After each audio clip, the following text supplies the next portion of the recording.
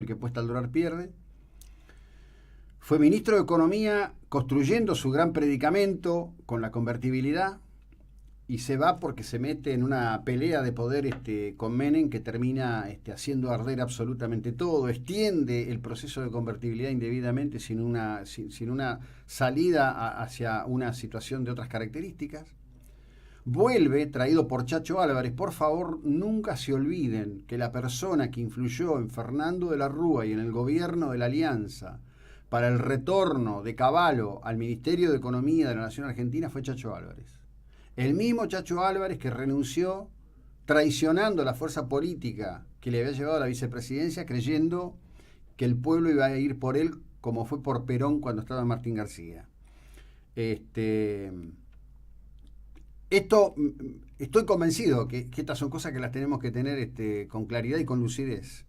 Porque si no, hoy te lo plantan como un nuevo gurú reciclado que te dice lo que hay que hacer. ¡Wow! Daniel Estico, buen día, ¿cómo te va? Hola, buen día, José Luis, ¿cómo estás? Un gusto escucharte, gracias por llamarme. No, por favor, y bueno, queriendo tener tu predicamento en esto, porque yo lo dije en la apertura, hace unos minutos hablaba con Eduardo Amadeo. Estamos en esas jornadas en que la media televisiva metropolitana le taladra la cabeza a la Argentina, ¿no? Entre títulos, apreciaciones. Primera pregunta, ¿tiene efectivamente poder de fuego el Banco Central frente a esta situación en relación a lo que sistemáticamente se denomina corrida frente al dólar? Técnicamente sí, el tema es que ese poder de fuego puede ser efectivo o puede ser ineficaz, depende de cómo se lo use y depende cómo se comunique lo que se está haciendo. Lamentablemente hasta ahora llevamos una semana de permanente improvisación, imprevisión, incongruencia en los actos de gobierno, tanto del lado de la económica como del Banco Central, ¿no? Porque esta historia, para ser muy breve, José Luis, empieza básicamente un poquito antes del 28 de diciembre, pero el 28 de diciembre marca un antes y un después en la política económica y monetaria de la Argentina, cuando se invita, o básicamente entre comillas, al presidente del Banco Central a que fuera a la Casa Rosada para que se someta a las decisiones de un político como es Marcos Peña. Y ahí volvemos a la vieja historia de la Argentina. La política quiere marcar el rumbo de la economía. Y es al revés. La historia de fracasos de la Argentina, de 70 años, de 80 años, viene justamente porque el político, en lugar de aceptar la recomendación del técnico, llámese Sturzenegger, llámese Cavallo, llámese Roque Fernández, llámese Juan Vital Zurruil, etcétera, dice al economista, no, vos tenés que hacer lo que yo te digo, y ahí es donde se distorsiona todo. El político, el presidente de la nación en general, no saben de economía, pueden saber de la microeconomía, de la cosa básica doméstica, bueno, no puedo gastar más de lo que entra, etcétera, pero el que sabe de economía, el que estudia el funcionamiento de las coordinaciones macroeconómicas, de que si tocas una variable se te mueve otra, etcétera, es el economista. Entonces, el político lo que tiene que hacer en Argentina, como lo hace en cualquier parte del mundo, es tomar las recomendaciones y el diagnóstico y los instrumentos recomendados por el asesor de política económica y lo transmite a la sociedad con su labia, con su prosa, para decirle, esto es lo que estamos haciendo, el proceso es esto, o sea, lo traduce, lo digiere, pero no le condiciona a la economía lo que la política quiere. ¿Por qué pasa esto? Entonces, cuando se interfiere en la acción del Banco Central, que debe ser independiente, pasan estas cosas. Cuando el populismo dice es el momento de cobrar un impuesto de renta financiera porque es un impuesto equitativo, si yo pago el IVA cuando consumo un kilo de carne, o cuando pago el servicio de luz, o cuando me voy de turismo, ¿por qué aquel que gana con la renta financiera, con la colocación del EVAX, con la compra de acciones, o simplemente comprando un plazo fijo y colocándole interés, no va a pagar renta? Porque en la Argentina lo que no tenemos es capital, lamentablemente. Entonces, si no tenemos un déficit fiscal que se quiere bajar gradualmente, que es del 7 puntos del PBI, pensemos, José Luis, que la Argentina tiene un sistema financiero que representa el 20% del PBI y tenemos un déficit fiscal de 7 puntos del PBI.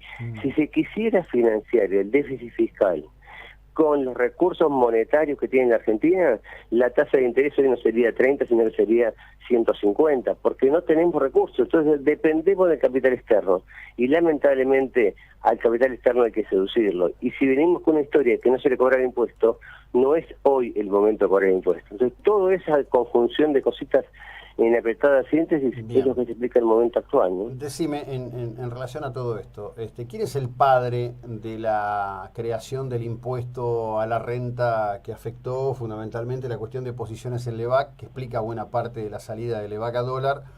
¿Y cuánto de esto tiene que ver con el cambio de expectativas que genera la posición de la Fed con respecto de los documentos de largo plazo de la Reserva Federal de Estados Unidos?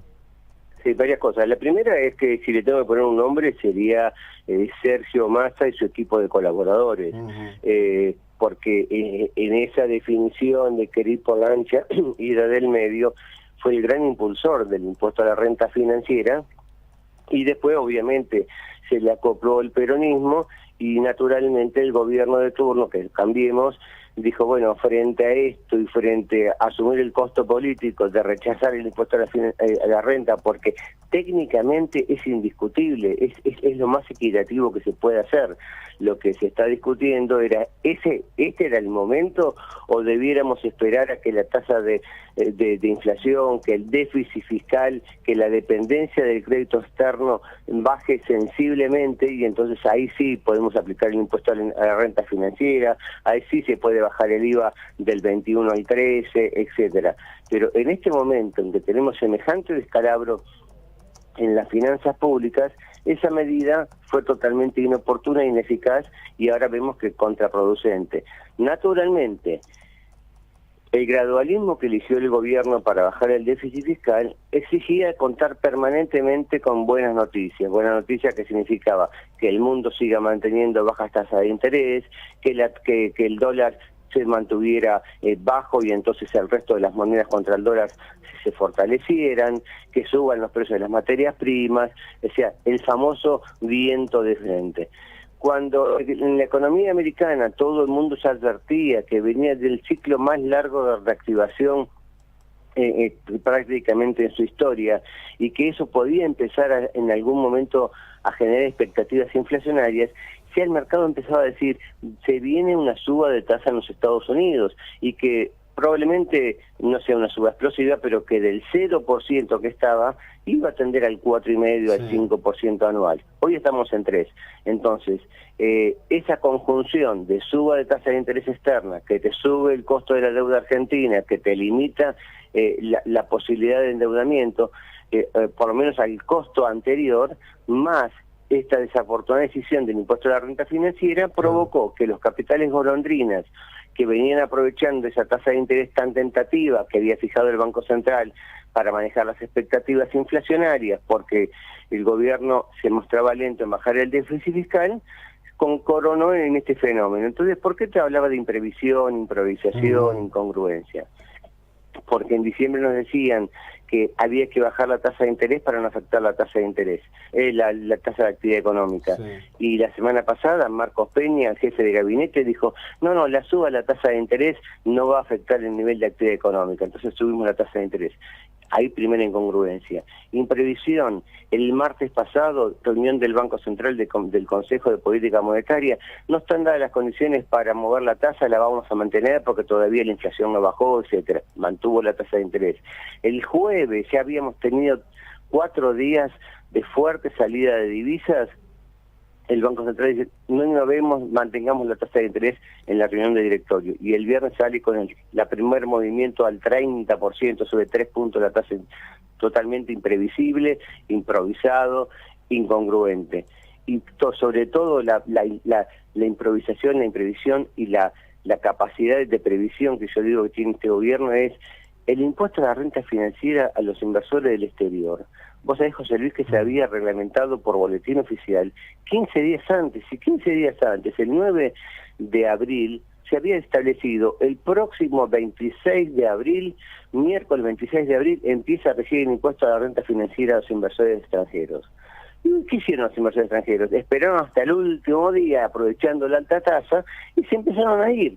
Cuando se van, dijeron, vendo las letras en pesos, que me van a cobrar una tasa de impuesto, y me compro los dólares y me los llevo. Y por eso tenemos la sangría. No hay un efecto de desconfianza, una corrida clásica, porque de buenas a primeras alguien se dio cuenta que el plan económico era inconsistente. Es la respuesta a ese impuesto de la renta financiera que fogoneó el masismo, como ahora fogonea bajar la tarifa o volver atrás, cuando la Argentina tiene un costo de generación de energía, un costo de elaboración de agua, un costo para extraer el gas, etcétera, que no tiene nada que ver con el precio que se estaba cobrando. Después podemos discutir cómo se hace para que la sociedad que no lo puede pagar, lo pueda pagar, la tarifa social, pero no podemos seguir teniendo, vivir de regalo por un servicio que cuesta mucha plata y que el mayor costo que venía soportando la sociedad argentina eran los cortes de luz,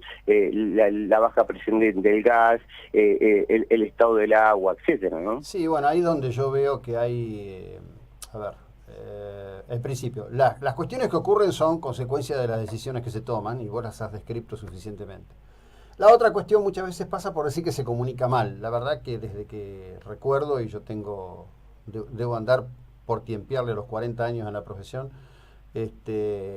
cada vez que algo se complica todo el mundo habla de la comunicación. De cualquier modo, sí, yo creo que acá hay alguien que no ha dado el piné, que es Duhovne, pero no porque mande a comprar chocoarroz, sino porque suponía que era el que iba a explicar todo esto, ¿no?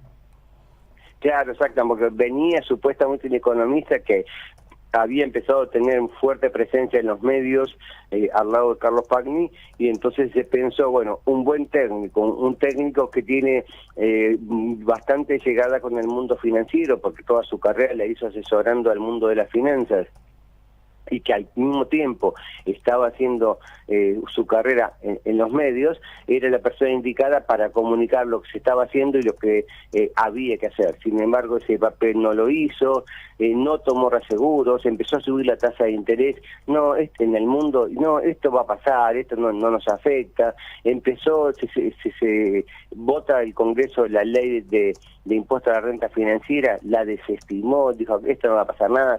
Pensaron más en el impacto recaudatorio del impuesto a la renta financiera, que todo el mundo sabía que iban a ser 4 pesos con 50, en el efecto perjudicial sobre la Argentina de que esos capitales que necesitamos para financiar el déficit fiscal y para mostrar confianza al mundo, porque ingresan capitales, se estabiliza el tipo de cambio, la tasa de interés puede llegar a bajar, era totalmente inocuo y tenemos ahora las consecuencias. Entonces, el ministro de Hacienda es un gran responsable, pero yo te digo, yo creo que no es solo una persona, sino también Marcos Peña, Mario Quintana, es decir, la gente que cree que se puede manejar una economía tan compleja, tan delicada como es la Argentina, y como cayó, como se fue deteriorando la Argentina en particular en los últimos 8 años, con exceso de intervenciones, de precios políticos en las tarifas, etcétera, totalmente encorsetada, con múltiples ministerios. Vos hablabas hace un ratito del Mingo Cavallo. Y vos sabés, José Luis, que yo creo que Mingo tiene un montón de defectos, probablemente el mayor sea su soberbia de creer que él tiene una sola persona en la Argentina puede manejar y solucionar los problemas de la Argentina.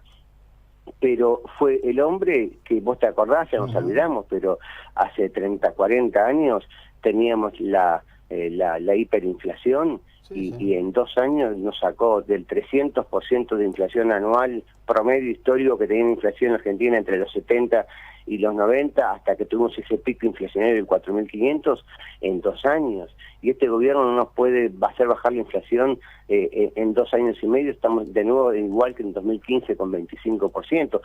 Es cierto que hoy el 25% de inflación que tenemos hoy es una inflación diferente a la del 25% del gobierno anterior, porque antes teníamos inflación del 25% con precios reprimidos, con cepo cambiario, con exceso de controles, y ahora tenemos precios libres en los combustibles, tenemos tarifas más actualizadas, o sea, que el grado son diferentes. Yo me quedo con esta inflación y no con la inflación reprimida del 25. Yo de cualquier manera, Pero, si me permitís, en el caso de Cavallo, que no es el tenor, esto es una entrevista, no tengo yo, estoy lejos de querer debatir contigo porque vos estás...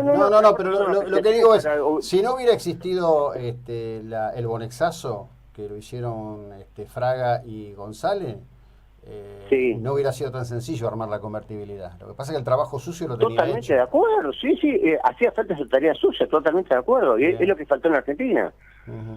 Sí. Es lo que faltó en Argentina en el 2016. Alguien que hiciera la tarea sucia, si yo asumo el costo político de ordenar esto para que después el que venga el próximo, porque a ordenar la economía como estaba totalmente y sigue estando desequilibrada, exige tomar medidas impopulares, ¿no? Es decir, subir las tarifas 1000%, porque vos pagabas 20 pesos de agua cuando tenías que estar pagando 200, cuando pagábamos 50 pesos de luz y tendríamos que estar pagando 500, etcétera, como promedio de la sociedad. Es un costo político enorme, pero había que hacerlo para que el déficit fiscal deje de ser 7 puntos del PBI y pase como mínimo a ser del 2, del 3%, y a partir de ahí administrarlo. Bueno. Totalmente de acuerdo. Y eso faltó en la Argentina y sigue faltando hoy. Sí, por supuesto que sí. Veremos cómo se sale de esto, ¿no? Yo tengo la impresión de que al presidente llegado al nudo no le va a faltar capacidad de reaccionar. Por lo menos yo creo que ya hubo una reacción importante, que es decirles clarito, mire, pueden sacar esto, pero lo vamos a vetar, ¿no? Me parece que es... Exacto, con el tema tarifas, exacto. Sí, yo creo que lamentablemente tenemos una buena y una mala de este gobierno. La mala es este gran equipo que no es el momento para tenerlo. Necesitas un tipo un poco más poderoso en el área económica, que coordine y que tenga poder de predicamento y que sobre todo no se deje dominar por el poder político. Y segundo, que es un gobierno que a pesar de todo reconoce los errores y corrige. El tema es que esa política del gradualismo, de cometer errores y después de corregirlos, si bien es bueno, tiene el costo de que no salís, entonces estás estancado. Entonces no nos vamos a ir al precipicio, pero tendríamos que estar avanzando ya después de 2 años y medio de gobierno hacia una senda de baja más fuerte de la inflación, de baja más fuerte del déficit fiscal y recuperación más acelerada del bienestar de la sociedad, y estamos que en el sub y baja a un ritmo del 2%, hasta que hasta el propio presidente de la Nación dice estamos frente a un crecimiento imperceptible, un crecimiento invisible. Tiene que empezar a ser visible el crecimiento porque la sociedad no aguanta. Venimos de muchos años de estancamiento, de esperando el día de mañana, y ese mañana nunca llega, ¿no? Bueno, será tarea, dicen que cada generación tiene sus desafíos, ¿no? Yo era muy chiquito y en casa no se hablaba de otra cosa que del empréstito 9 de julio. Claro. No es cosa de un día lo que hay que resolver en Argentina. Daniel, te agradezco enormemente, que tengas una buena jornada. Gracias, José Luis, un abrazo y bueno, hasta la próxima. Gracias por la ilustración, muy amable.